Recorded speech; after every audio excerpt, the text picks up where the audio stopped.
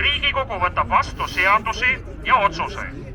Otsustab rahvahääletuste korraldamise. Valib Vabariigi Presidendi vastavalt põhiseaduse paragrahvile 79.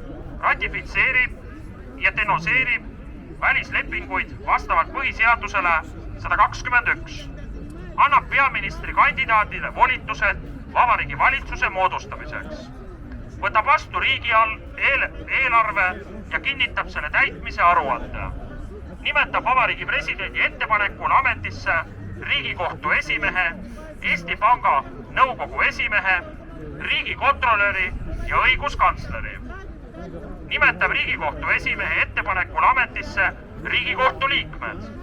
Nimetab Eesti Panga nõukogu liikmed. Otsustab Vabariigi valitsuse ettepanekul riigilaenude tegemise ja riigile muude varaliste kohustuste võtmise. Esineb avalduste ja deklaratsioonidega ning pöördumistega Eesti rahva, teiste riikide ning rahvusvaheliste organisatsioonide poole. Kehtestab riiklikud autasud, sõjaväelised ja diplomaatilised auastmed. Otsustab umbusalduse avaldamise Vabariigi valitsusele, peaministrile või ministrile. Kuulutab riigis välja erakorralise seisukorra vastavalt põhiseaduse paragrahvile 129.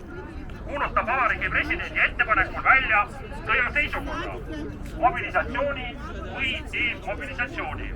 Lahendab muid riigielu küsimusi, mis ei ole põhiseadusega antud Vabariigi Presidendi, Vabariigi valitsuse, teiste riigiorganite või kohalike omavalitsuste otsustada.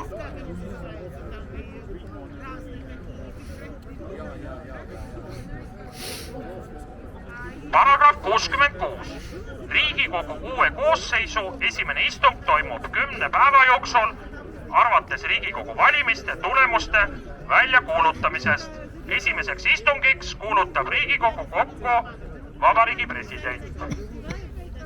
No nii, nüüdseks oleme lugenud 33 põhiseadust.